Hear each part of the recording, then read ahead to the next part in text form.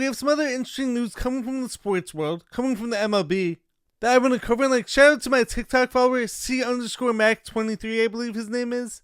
And so if any of you guys out there have any requests or suggestions for video topics, always feel free to let me know. Most of the time, of course, I'm covering what I believe to be the most important, but I would love for more of you guys' input as well. So first up in the MLB, we also saw Kyle Tucker, of course, went to none other than the Dodgers, as the Dodgers paid him a ridiculous amount of money.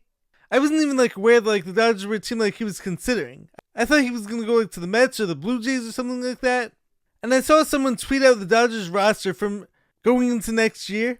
And I want to know, is that the NL All-Star roster from this year? Or is that just one team? It's scary how the rich keep getting richer. However, where this sparks some controversy is when it comes to a potential lockout looming in the MLB over whether or not they should institute a hard salary cap.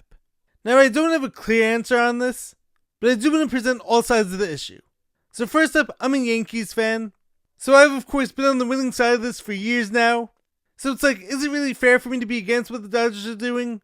Especially when my team is benefited from the same business practices. Furthermore, another argument I've seen for keeping things as they are is, well, look at how incredible this past year was, and look at how amazing this whole postseason was.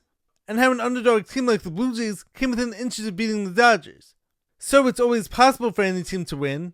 And in line with this logic, one of my all-time favorite movies is Moneyball, which of course shows how a small market team like the A's back in the early 2000s could use analytics and strategy to beat one of the bigger market teams. However, looking at this situation and what the Dodgers are doing, and how two of their best players, just two of them, Ohtani and Tucker, basically have larger salaries than whole teams, so I probably would like to see a hard salary cap get instituted. But hey, what do you guys think?